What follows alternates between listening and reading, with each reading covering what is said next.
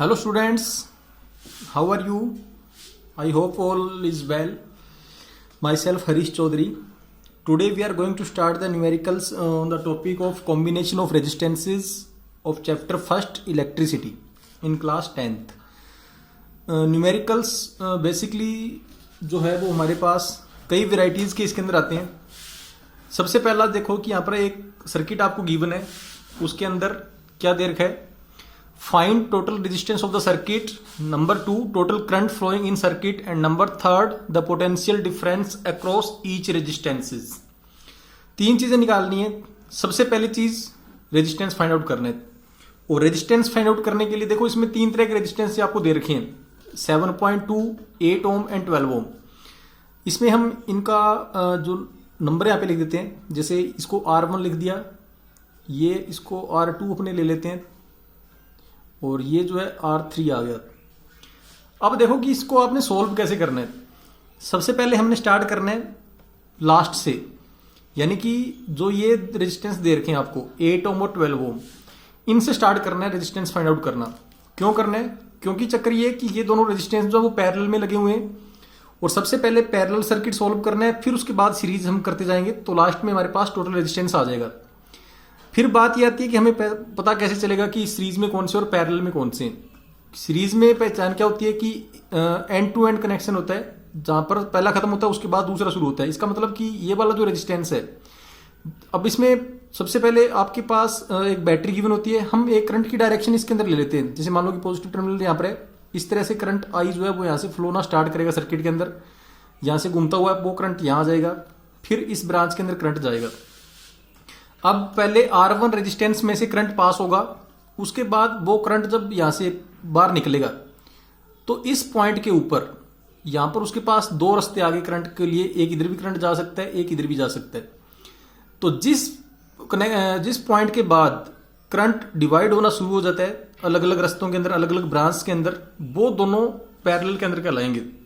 कई बार तीन भी हो सकते हैं. यहां पर हमारे पास दो ही रास्ते हैं, इधर से करंट आ रहा है, इस पॉइंट के बाद ऊपर जा रहा है, नीचे जा रहा है. तो ये दोनों जो रेजिस्टेंस है R2 और R3, ये दोनों पैरेलल के अंदर है. सबसे पहले इन दोनों को सोल्व करने की 8 ओम और 12 ओम का कंबाइंड रेजिस्टेंस कितना होगा, उसके लिए फॉर्मूला जो लगता है हमारा पैरेलल के लिए, 1/R is equal to 1/R1 plus 1/R2. ये हमने फॉर्मूला डिराइव किया था, उसमें था. यहाँ पे R2 और R3 जो है वो पैरेलल में लगे हुए हैं, तो हम यहाँ पे क्या कर सकते हैं, इसको R2 लिख देंगे, और ये जो रेजिस्टेंस होगा इसको R3 लिख देंगे. सेकंड और थर्ड पैरेलल में, तो इस प्रकार ज्वाइन करना है उनको. अब देखो 1/R2, R2 रेजिस्टेंस की वैल्यू दे रखी है 8 ओम, यहाँ पे आएगा 1/8 प्लस R3 की वैल्यू है 12, ये आएगा 1/12. सबसे पहले इन दोनों को सोल्व करेंगे हम. ऐसा नंबर जिसमें दोनों डिवाइड हो सके, तो जैसे 24 आ जाएगा, एलसीएम आ गया 24, 8 से डिवाइड करेंगे 3 आ जाएगा, 12 से करेंगे 2 आ जाएगा, तो आंसर आ गया हमारा 5/24. ये 1/R की वैल्यू आ गई. ये 1/R की वैल्यू है. अगर इसको हम R की वैल्यू बनाएंगे तो ये रेसिप्रोकल हो जाएगा, 24/5 आ जाएगा, क्योंकि इधर 1/R था और इधर 5/24 था. क्रॉस मल्टीप्लाई R का 5 के साथ, 5R इज इक्वल टू 24, और R निकालेंगे तो 5 डिवाइड में आ जाएगा. इसको डिवाइड करके देखो कितने पे जाएगा, 4 पे चला गया, 20 आ गया, फिर पीछे 4 रख गया, उसके बाद पॉइंट लगा हुआ है, तो ये आ जाएगा 4.8. क्योंकि अगर 25 होता फिर तो पूरा 5 पे चला जाता. ये रेजिस्टेंस बन गया इन दोनों का. अब टोटल रेजिस्टेंस R जो निकलेगा, वो निकालने के लिए हमारे पास जो फॉर्मूला होता है R1 प्लस R2. क्यों होता है? क्योंकि R1 के साथ ये दोनों सीरीज के अंदर होंगे, इन दोनों का कॉम्बिनेशन सीरीज के अंदर माना जाता है. तो हम एक ऐसा सर्किट बना सकते हैं आगे इसको सोल्व करने के बाद. जैसे ये था 7.2 ओम का रेजिस्टेंस, इन दोनों का कॉम्बिनेशन का 4.8 आ गया, तो यहाँ पे हम 4.8 लिख सकते हैं, क्योंकि इस रेजिस्टेंस से करंट आगे जो जा रहा था वो हमने कॉम्बिनेशन के अंदर जो था उनको ऐसे फाइंड आउट कर लिया, और यहाँ पे बैटरी इसकी आ गई 6 वोल्ट वाली. तो इस तरह से सोल्व सिंपल सर्किट बना सकते हैं. अब देखो इस रेजिस्टेंस से करंट इसके साथ अंदर जा रहा है, तो ये एंड टू एंड कनेक्टेड है, ये दोनों सीरीज के अंदर माने जाएंगे. तो टोटल R जो निकलेगा, ये यहाँ पर हम R के साथ में P यहाँ पे लिख देता हूँ. It means resistance in parallel. Parallel वालों का रेजिस्टेंस 4.8 आ गया सोल्व करने के बाद. अब पूरे सर्किट का जो टोटल रेजिस्टेंस निकालना है जो यहाँ पर पूछा हुआ है वो आएगा R is equal to R1, ये हमारा 7.2 जो था ये R1 है, प्लस RP जो अभी 4.8 हमने निकाला है, इनको हम अब बाद में सोल्व करेंगे। तो ये आएगा 7.2 प्लस 4.8, इनका टोटल हो गया 8 और 2 10, 1 बच गया, 7 और 4 11 और 12। तो सर्किट का जो टोटल रेजिस्टेंस है वो आएगा 12 ओम। इस प्रकार आपने सोल्व करना है, पहले जो पैरेलल वाले उनको सोल्व करना है, लास्ट में सीरीज वाले के साथ इनको सोल्व करेंगे। अब उसके बाद सेकंड पार्ट में पूछा हुआ है total current flowing in circuit. Total current निकालने के लिए फॉर्मूला होता है जैसे ओम्स लॉ था, V is equal to I R, और अगर हमने I निकालना है तो ये क्या बन जाएगा, V अपॉन में R बन जाएगा।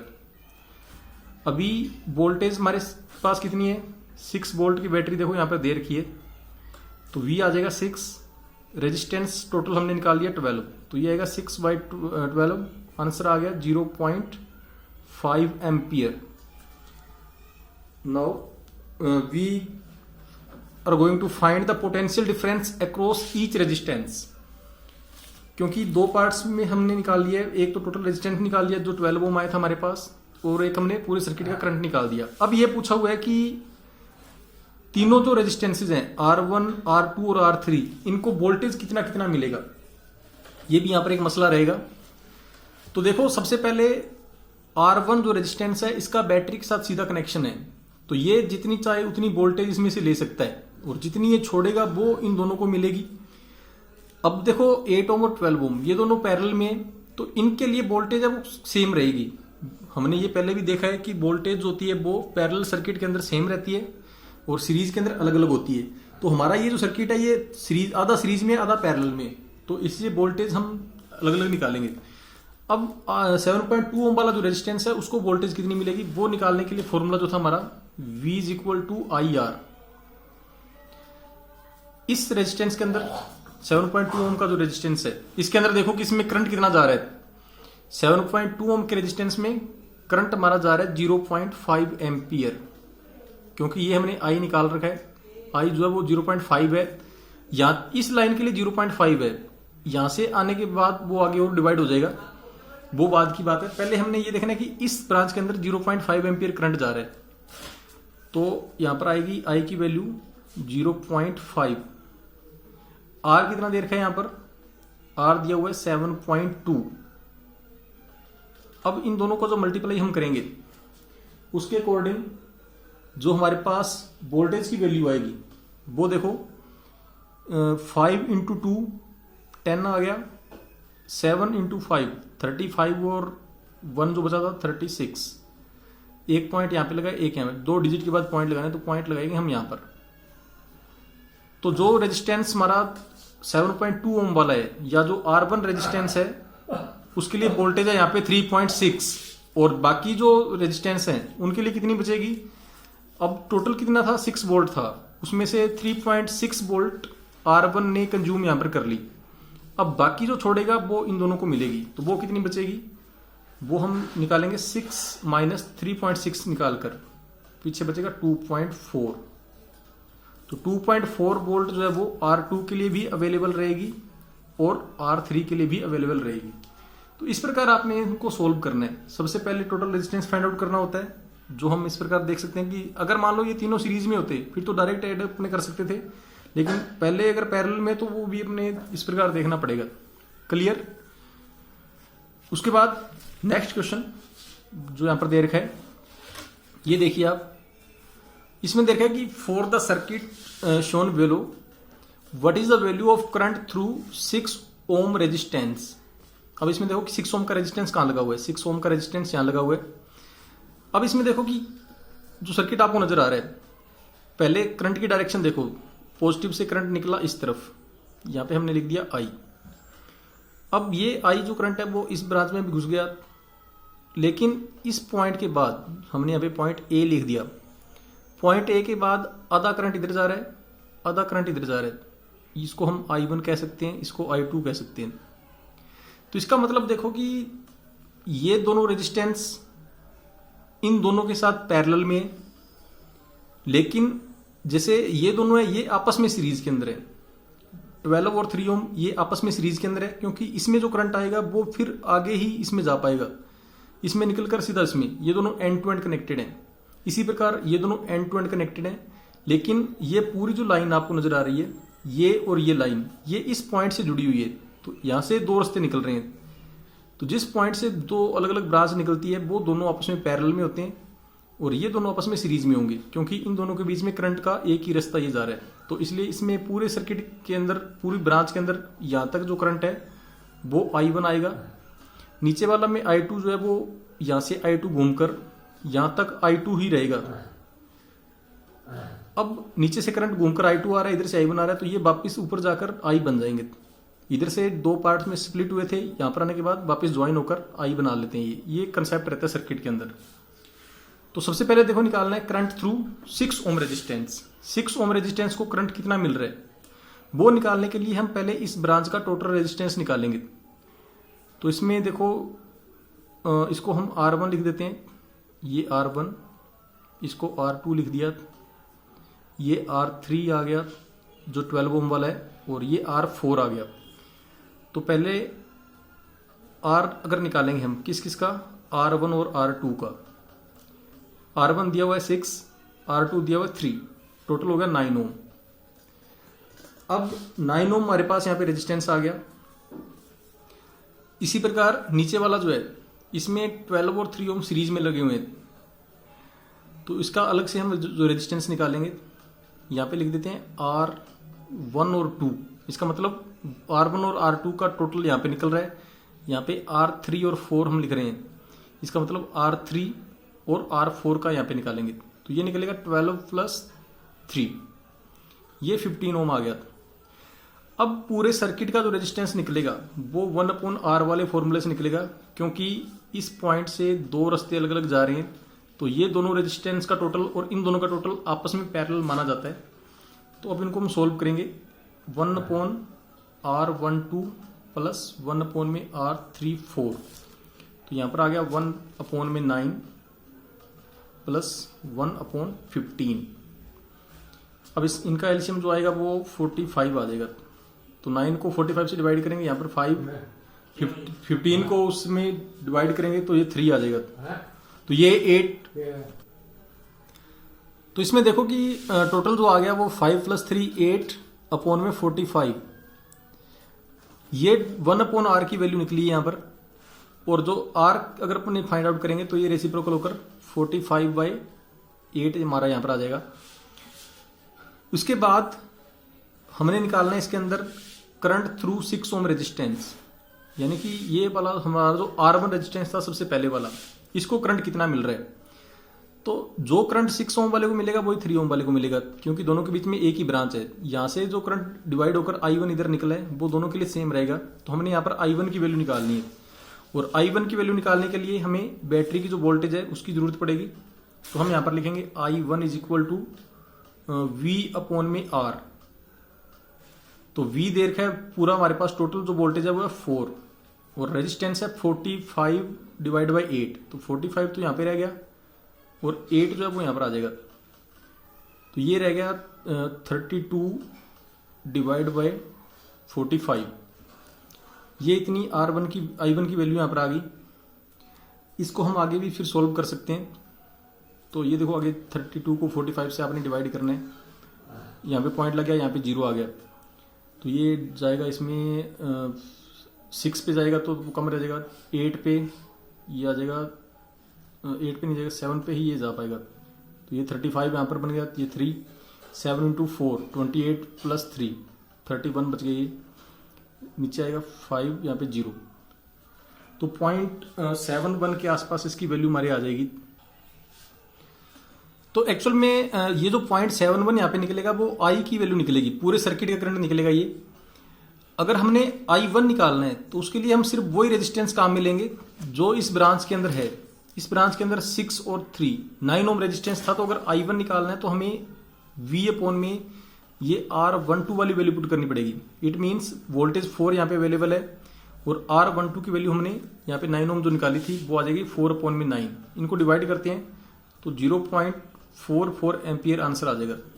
तो ये करंट मिल रहा है इस ब्रांच के अंदर।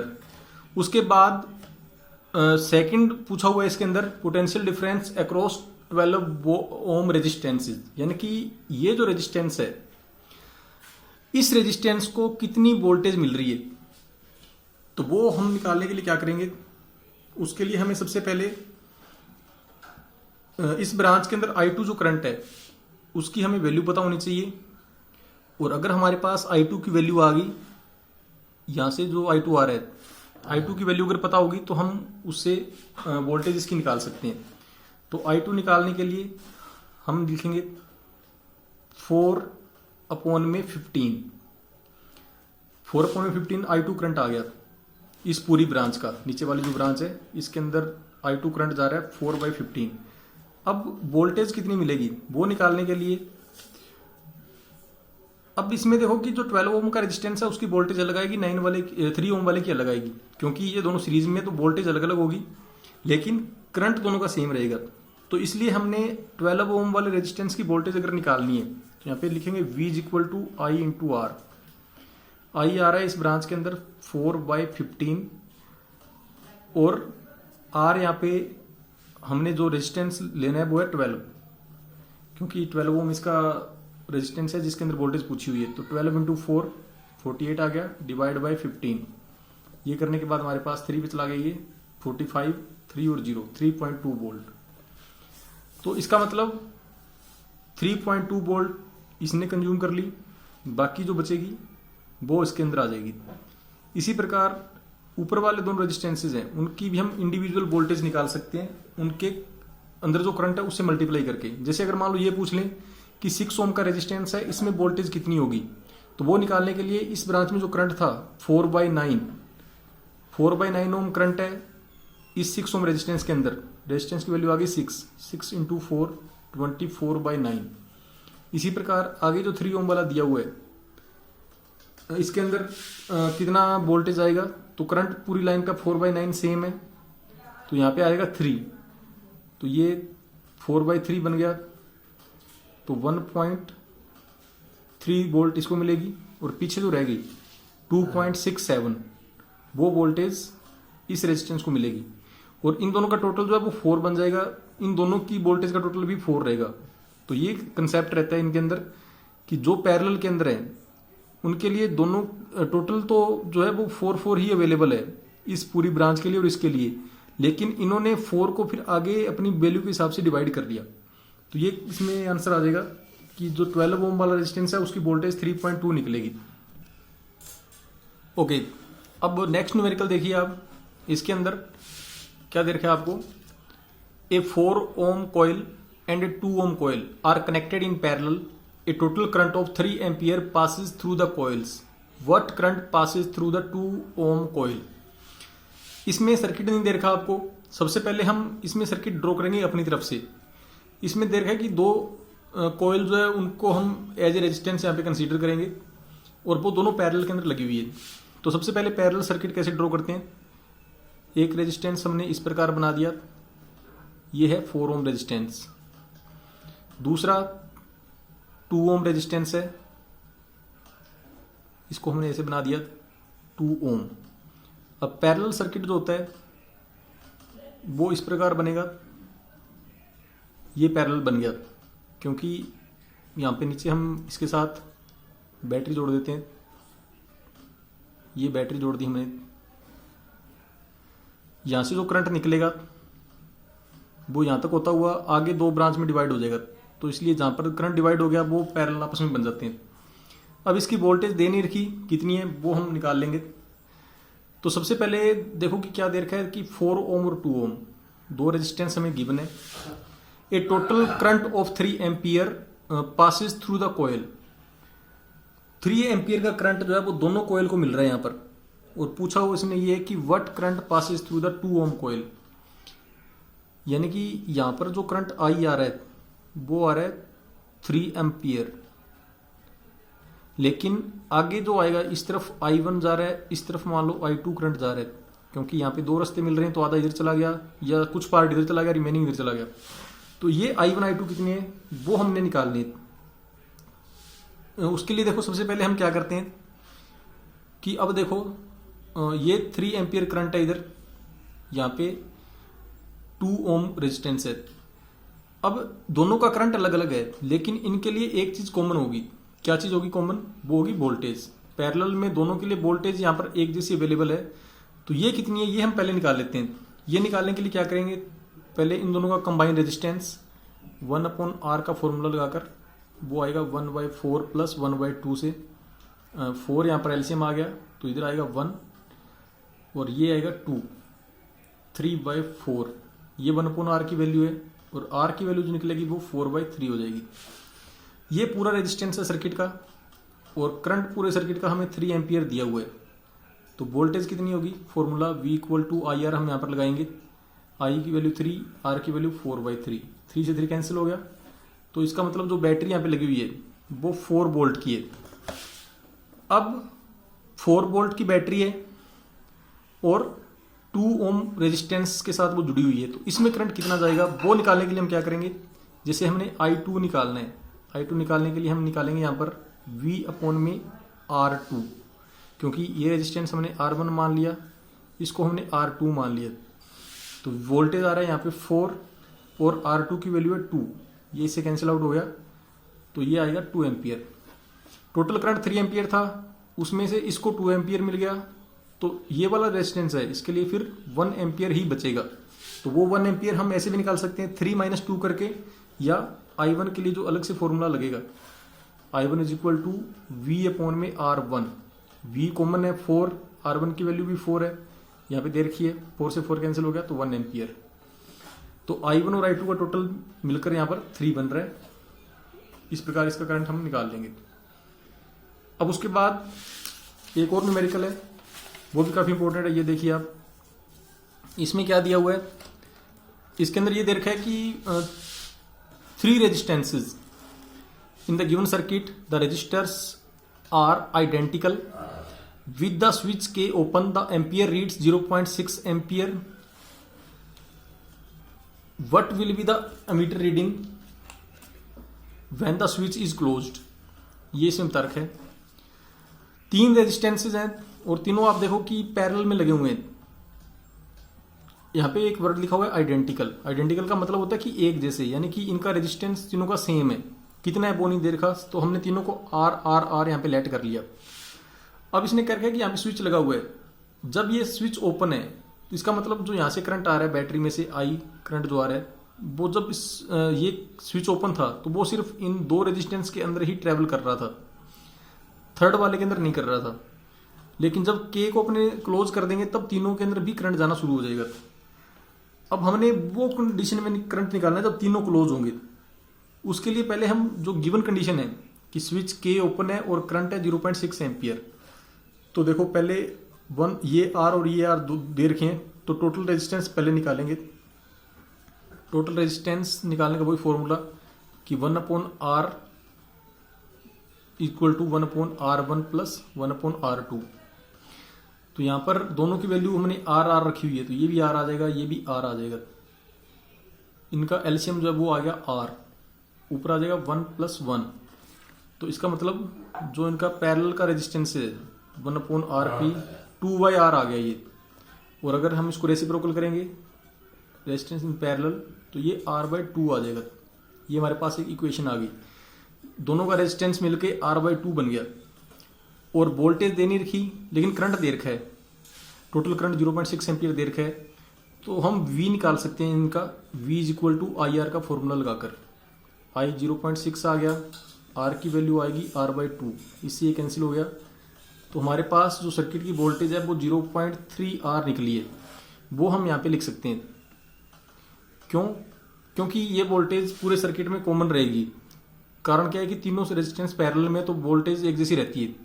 अब अगर ये स्विच हम क्लोज कर देंगे, यानी कि इसको यहाँ से ज्वाइन कर दिया, तो तीनों में से करंट पास होना शुरू हो गया और तीनों की रेजिस्टेंस की वैल्यू एक जैसी है, तो करंट भी तीनों में एक जैसा रहेगा। तो जब 3 रेजिस्टेंस काम कर रहे हैं, स्विच की क्लोज करने के बाद 3 रेजिस्टेंस काम कर रहे हैं, तो तीनों का रेजिस्टेंस होगा टोटल कितना होगा, वो हम 3 बार ये फॉर्मूला लगाएंगे, 1/R, 1/R और 1/R का। इसमें R एलसीएम आ जाएगा, ऊपर 1 + 1 + 1, 3/R, या resistance in parallel in second case it becomes R/3। ये रेजिस्टेंस बन गया, रेजिस्टेंस R/3 बन गया। वोल्टेज हमें दे रखी है 0.3R जो कॉमन थी। तो अब जो टोटल करंट निकलेगा सर्किट का उसके लिए I=V/R, ये फॉर्मूला हम यहाँ पर लगाएंगे। V की वैल्यू 0.3R दे रखी है, रेजिस्टेंस की वैल्यू R/3, ये R हमने नीचे लिख दिया और साथ में ये 3 आ गया, ये ऊपर चला जाएगा, रेसिप्रोकल था क्योंकि इसके साथ। तो यहाँ पे 0.3R/R3 ऊपर आ गया, R से R कैंसिल हो गया, इनका मल्टीप्लाई 0.9 एम्पियर, ये आंसर इसके अंदर आ जाएगा। ये भी इंपॉर्टेंट क्वेश्चन है। तो मेन जो काम आपने ये ध्यान में रखना है कि किस तरह से हमने मतलब इनका रेजिस्टेंस फाइंड आउट करना है। तो पहले तो ये देखना है कि पैरेलल में या सीरीज में है। तो पैरेलल का हम ऐसे काउंट कर सकते हैं और सीरीज का होगा तो डायरेक्ट वो ऐड हो जाता है। तो ये इसके अंदर न्यूमेरिकल था हमारा। एक और इम्पोर्टेंट है वो हम और यहाँ पे कंसीडर कर सकते हैं। तो उसके अंदर देखिए किस तरह का केस यहाँ पे हमारा रहता है। तो ये पक्का लास्ट है, इसके बाद आगे नहीं करेंगे। अब कहीं आपके मन में ये हो कि सर आप तो मूसे वाला की तरह एक बारी और ऐसे कह के लगे रहे हो। तो ये देखो इसमें दिया हुआ है कि 2 resistance when connected in parallel give resultant value of 2 ohm, when connected in series the value becomes 9 ohm, calculate the value of each resistance. 2 resistance दे रखे हैं, एक मान लो R1 है और एक R2 है। जब उनको हम पैरेलल में जोड़ते हैं, पैरेलल के अंदर क्या रेजिस्टेंस रहता है, जो फॉर्मूला 1/R1 प्लस 1/R2। तो ये कह रहा है कि अगर इनको पैरेलल में हम ऐड करेंगे तो वैल्यू आएगी 2 ओम, यानी कि इस R की वैल्यू 2 है। तो इक्वेशन ऐसे बनेगी 1/R1 प्लस 1/R2। अगर इनको अपने सोल्व करते हैं तो क्या होगा, इसमें एलसीएम निकलेगा R1 into R2। Normally mathematics में हम ये करते हैं कि मान लो 1/2 और 1/3 दे रखा है तो एलसीएम उनका 6 निकलता है, नीचे वालों को सीधा मल्टीप्लाई करके हम एलसीएम निकाल सकते हैं और ऊपर जो है वो R1 प्लस R2 आ जाएगा। हालांकि R1 को इसमें डिवाइड करेंगे तो ऊपर R2 बचेगा, R2 को इसमें डिवाइड करेंगे तो R1 बचेगा, आगे पीछे लिखेंगे तो फर्क नहीं पड़ता। ये हमारी इक्वेशन बन गई है एक। दूसरा इन्होंने ये देखा है कि जब उन दोनों को हम सीरीज में ऐड करते हैं तो 9 ओम रेजिस्टेंस आ जाता है, यानी कि यहाँ पे हमने अगर 9 लिखा है, सीरीज में ये एक मेथड रहेगा, सीरीज में डायरेक्ट ऐड हो जाते हैं ये। तो ये 2 इक्वेशन आ गई, सीरीज में R1 R2 को सीधा जोड़ा तो 9 बन गया, पैरेलल में अपॉन में लिख के जोड़ा तो ऐसे बन गया। हम क्या कर सकते हैं कि इक्वेशन सेकंड से R1 प्लस R2 की वैल्यू यहाँ पुट कर सकते हैं। जो इक्वेशन 1 है हमारी, ऊपर देखो कि यहाँ पे R1 प्लस R2 लिखा हुआ है, यहाँ पे हम 9 लिखेंगे तो ये आ जाएगा 1/2 लेफ्ट में था, यहाँ पे आएगा फ्रॉम इक्वेशन 1। इक्वेशन 1 के अंदर हमने सब्स्टिट्यूट पुट किया है, R1 प्लस R2 जो है वो 9 के इक्वल बन रहा है, तो यहाँ 9 आ गया और नीचे R1 R2 बन गया। अब देखो ये क्रॉस मल्टीप्लाई हो गया, R1 R2 इधर चला गया, 9 इंटू 2 18, ये इक्वेशन बन गई 3rd। अब हम क्या कर सकते हैं, जो सेकंड इक्वेशन थी यहाँ से R1 या R2 किसी एक की वैल्यू निकाल लें, यानी कि जैसे अगर R1 की वैल्यू निकालेंगे R2 9 के साथ दूर चला जाएगा, यहाँ बच गया R1 is equal to 9 minus R2। ये हम कंक्लूजन निकाल सकते हैं, आप किसी को भी ले जा सकते हो उधर, अगर R1 उधर ले जाओगे तो R2 बच जाएगा, लेकिन आएगा इधर ये जो वैल्यू आई है R1 की, ये सब्स्टिट्यूट आपने इक्वेशन 3rd के अंदर पुट करना है। जो R1 लिखा हुआ है उसकी जगह पे पूरा ये लिखना है आपने, तो ये आएगा 9 माइनस R2, एक R2 यहाँ पे पहले से है और 18 भी था। अब इनका जो मल्टीप्लाई होगा 9 का R2 के साथ मल्टीप्लाई, ब्रैकेट ऑफ करेंगे तो 9R2 बन गया, R2 का R2 के साथ माइनस यहाँ पे लगा हुआ है, R2 का स्क्वायर इज इक्वल टू 18। अब ये क्वाड्रेटिक इक्वेशन बन गई, इसको हमने सोल्व करना है। सभी को एक तरफ ले जाते हैं, हायर पावर सबसे आगे लिखेंगे, R2 का स्क्वायर सबसे पहले, माइनस इसके आगे लगा हुआ है, प्लस का 9R2 है और ये 18 भी इस तरफ आएगा तो माइनस का रह जाएगा। अब नॉर्मली हम क्या करते हैं कि आगे वाले की अगर पावर पॉजिटिव करनी है पूरे को माइनस के साथ मल्टीप्लाई कर देंगे, तो ये R2 का स्क्वायर प्लस में बन जाएगा, ये माइनस का 9R2 रह जाएगा और ये माइनस था ये भी प्लस के अंदर चेंज हो जाएगा। इस तरह से इक्वेशन बन गई हमारी। अब हमने ऐसे टुकड़े करने हैं कि मल्टीप्लाई करने तो 18R² आना चाहिए, एडिशन या सब्ट्रैक्ट के बाद माइनस 9R2 आना चाहिए, तो वो होगा 9 और 2 हो सकता है, लेकिन फिर ये नहीं बनेगा, तो 6 और 3 यहाँ पे बनेगा। जैसे हम इसको ऐसे लिखेंगे R2 का square minus 6R2 minus 3R2 plus का 18 इज इक्वल टू 0। क्योंकि 6R2 और 3 को ऐड करेंगे तो ये माइनस के अंदर 9R2 बन जाएगा, इनका मल्टीप्लाई 18R² बन जाएगा। अब पहले इसमें R2 अगर आपने कॉमन ले लिया तो ब्रैकेट के अंदर R2 बचेगा, इन दोनों पेयर की बात कर रहे हैं हम, तो यहाँ पे बचेगा माइनस का 6। अब इन दोनों पेयर के अंदर माइनस का 3 कॉमन ले लिया तो यहाँ पे आ जाएगा R2 minus 6 is equal to 0। तो एक पेयर बन गया R2 माइनस 3, एक बच गया R2 minus 6 is equal to 0। इसका मतलब R2 की जो वैल्यू है वो या तो 3 हो सकती है या 6 हो सकती है।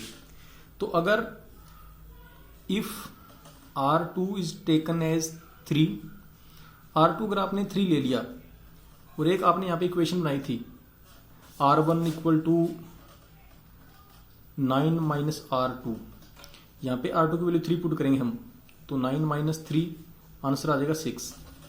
यानी कि अगर एक रेजिस्टेंस 3 है तो दूसरा यहाँ पे 6 होगा।